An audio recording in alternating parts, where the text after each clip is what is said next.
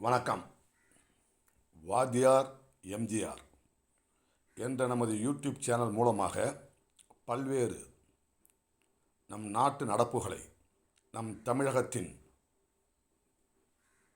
நாள்தோறும் நடைபெறுகின்ற பல்வேறு நிகழ்வுகள் குறித்து உங்களுடன் பேசி வந்துள்ளேன். அந்த வகையில் ஊசலாடும் மக்கள், ஊசலாடும் உரிமைகள், ஊஞ்சலாடும் முதலமைச்சர் என்ற தலைப்பில் உங்களுடன் சில கருத்துக்களை பகிர்ந்து கொள்ளலாம் என்று இந்த காணொளியை பதிவிட்டுள்ளேன். இன்றைக்கு தமிழ்நாட்டின் பல முக்கிய துறைகள், குறிப்பாக மக்கள் நல்வாழ்வுத்துறை என்கின்ற அந்த மிக முக்கியமான துறை, அடுத்ததாக பள்ளி கல்வித்துறை, அதற்கடுத்ததாக போக்குவரத்து துறை, இப்படி இந்த 3 துறைகளில் தமிழகம், குறிப்பாக தமிழக பெண்கள், தமிழக மக்கள் அடைந்து வருகின்ற இன்னல்கள், வேதனைகள் குறித்து உங்களுடன் சில கருத்துக்களை பகிர்ந்து கொள்ள உள்ளேன். அரசு மருத்துவமனையில் போதிய மருத்துவர்கள், மருந்துகள், மருத்துவ உபகரணங்கள் இல்லை. அடிக்கடி மின் தட்டுப்பாடு, மின்தடை ஏற்படுவதும் அரசு மருத்துவமனைகளில் வாடிக்கையாக ஒன்றாக உள்ளது. இப்படி சமீபத்தில் கள்ளக்குறிச்சி மாவட்டம் உளுந்தூர்பேட்டை அரசு மருத்துவமனையில் மின்தடை ஏற்பட்ட போது அதை ஒரு இளைஞர் வீடியோவாக பதிவிட்டிருக்கின்றார். உடனே அரசு மருத்துவமனையின் ஊழியர் ஒழுங்காக இருந்துக, இல்லை என்று சொன்னால் சற்று கடினமான வார்த்தைகளை, அதை நான் சொல்ல விரும்பவில்லை என்று பேசியிருப்பது இன்றைக்கு சமூக வலைதளங்களில் வைரலாக பரவி வருகிறது. தொடர்ந்து பல்வேறு அவலங்கள் அரசு மருத்துவமனைகளில் நிகழ்ந்து வருவதை நாள்தோறும் செய்திகளில் பார்க்க முடிகிறது. மருத்துவத்துறை அமைச்சர் மா சுப்பிரமணியன் அவர் என்ன செய்து கொண்டிருக்கின்றார் என்று அவருக்காவது தெரியுமா என்பதை தயவு செய்து இந்த மந்திரி சபையினுடைய தலைவர் என்ற முறையில் முதலமைச்சர் மு.க. ஸ்டாலின் அவர்கள் தமிழக மக்களுக்கு தெளிவுபடுத்த வேண்டும். எல்லாம் பற்றாக்குறையாய் இருப்பதற்கு பெயர் மக்கள் நல்வாழ்வுத்துறையா என்று அரசு மருத்துவமனைகளை நம்பி நாள்தோறும் செல்கின்ற ஏழை எளிய தமிழக மக்கள் சொல்லொன்னா துயரங்களுக்கு ஆளாகி வருவதை நீங்கள் அலட்சியப்படுத்தக்கூடாது. அடுத்து பள்ளி கல்வித்துறை, ஆசிரியர்கள் பிரச்சனை,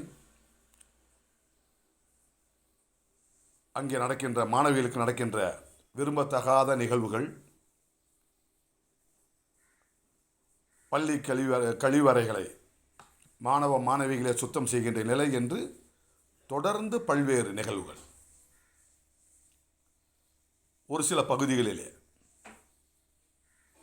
மாணவர்கள் ஆசிரியரை தாக்குவதாக, பள்ளிகளிலே பள்ளிக்கு கொண்டு செல்கின்ற பைகளிலே ஆயுதங்களை தாங்கி மாணவர்கள் வருவதாக,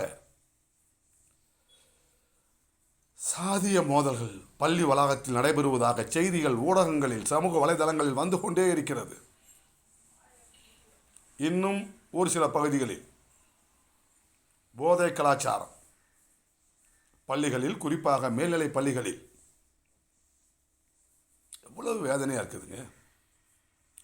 பள்ளிகள் என்பது கல்வியை, ஒழுக்கத்தை போதிக்கின்ற இடமாக, நாளைய தலைமுறை நல்ல தலைமுறையாக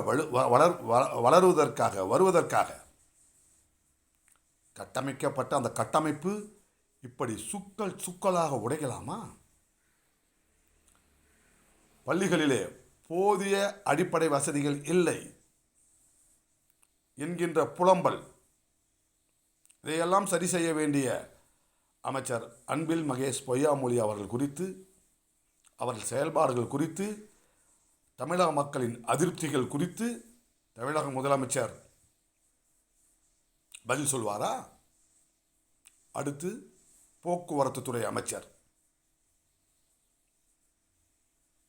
தயவு செய்து சொல்றேங்க, தயவு செய்து மீண்டும் ஒரு முறை உங்கள்கிட்ட சொல்றோம், தமிழக தாய்மார்களை கிள்ளு கீரைகளாக எண்ணிக்கொண்டு நினைத்துக்கொண்டு அந்த பேருந்துகளை, இலவச பேருந்துகளை, இலவச பயணத்திற்கான பேருந்துகளை சிலர் இயக்குகிறார்கள் என்கின்ற அந்த வேதனையான சம்பவம். உரிய எண்ணிக்கையில் பேருந்துகள் இல்லை, உரிய நேரத்திற்கு பேருந்துகள் வருவதில்லை, உரிய பேருந்து நிறுத்தத்தில் பேருந்துகள் நிற்பதில்லை. பயணிகள், அதிலும் குறிப்பாக பெண் பயணிகள், பேருந்தில் ஏறுவதற்கு முன்பாகவே சில வழித்தடங்களில் பேருந்துகளை ஓட்டுநர்கள் இயக்கி விடுகின்றார்கள் என்கின்ற ஒரு அவல நிலை. அப்படி என்று சொன்னால் எதற்காக இந்த இலவச பயணம்? தமிழக தாய்மார்களுடைய நலனுக்காக இயக்கப்படுகிறதா அல்லது விளம்பரத்திற்காக இயக்கப்படுகிறதா என்கின்ற கேள்வி. பேருந்து வருமா வருமா என்று காத்திருந்து கண்கள் பூத்திவிட்ட தமிழக தாய்மார்கள் பேருந்திற்காக பேருந்து நிறுத்தத்திலே கால் கடுக்க நின்று நின்று முட்டி வலி, முதுகு வலி என்று பல்வேறு வழிகளுக்கு ஆளாகி இருக்கின்ற நிலை.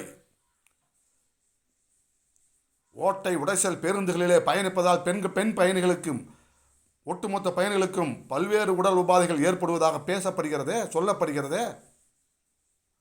அது குறித்து நல்ல பேருந்துகளை அனைத்து வழித்தடங்களிலும் இயக்குவதற்கான நிதி நிலைமை தமிழக அரசின் கையில் உள்ளதா?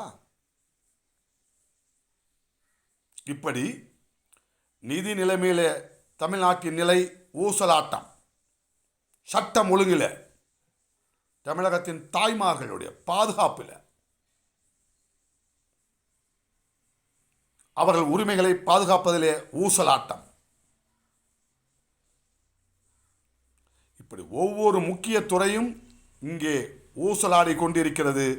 ஆனால் முதலமைச்சர் அவர்கள் ஊஞ்சலாடி கொண்டிருக்கின்றார் என்று சொன்னால் நீங்கள் ஊஞ்சலாடுங்கள், அது உங்கள் விருப்பம்.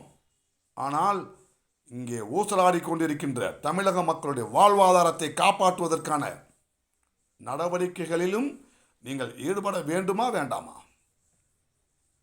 தமிழக மக்கள் அதிருப்தியில் இருந்தனர், நீங்கள் கண்டுகொள்ளவில்லை.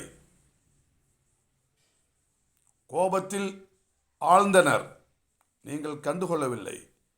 இப்பொழுது வெறுப்பு அதிகரித்திருக்கிறதே, அதை நீங்கள் உணர்ந்ததாக தெரியவில்லையே.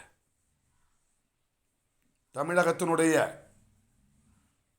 ஒட்டுமொத்த மக்களும், குறிப்பாக தமிழக தாய்மார்கள் கடும் மன உளைச்சலுக்கு ஆளாகி இருக்கின்றார்கள். காரணம் பாதுகாப்பின்மை.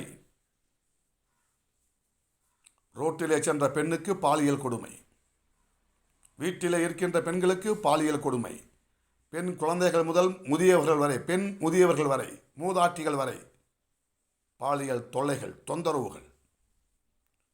கடைசியில் பார்த்தீங்கன்னா சென்னையில் கீழ்ப்பாக்கத்தில் அரசு மருத்துவமனையில் இருந்த ஒரு 50 வயது மூதாட்டிக்கு பாலியல் வன்கொடுமை செய்ய ஒரு நபர் முயன்றார் என்று ஒரு நிகழ்வு. பதட்டமாக இல்லையா? பதற்றமாக இல்லையா? சென்னை மயிலாப்பூரில் பெற்ற தாய் தந்தையரே தங்கள் மகளை பாலியல் தொழிலில் ஈடுபடுத்தி அதை வீடியோவாக படம் பிடித்து அதை விற்பனை செய்ததாக கோட்டூர்புரம் காவல் நிலையத்தில் வழக்கு பதிவாகி இருக்கிறது. என்ன நடக்குதுங்க? ஒட்டுமொத்த தாய் தமிழகமும் தடுமாறுகிறத, தத்தளிக்கிறத, ஊசலாடுகிறத. இந்த நேரத்தில் நீங்கள் ஊஞ்சலாடி கொண்டு இருக்கின்றீர்கள் என்று சொன்னால் அது உங்கள் தனிப்பட்ட விருப்பம். ஆனால் அந்த ஊஞ்சல் ஆடுகின்ற படத்தை நீங்கள் பொதுவெளியில் பகிர வேண்டிய அவசியம் என்ன? பொங்கல் பண்டிகையை கொண்டாட முடியாமல் ஒரு 500 ரூபா 1000 ரூபா கிடைச்சிருந்தா நல்லபடியாக பொங்கலை கொண்டாடி இருக்கலாமே, 2 நல்ல துணிமணியை தன் குழந்தைகளுக்கு எடுத்து கொடுத்திருக்கலாமே என்று தமிழகத்தில் இருக்கின்ற ஏழைகள், எளியவர்கள், விவசாய கூலி தொழிலாளர்கள்,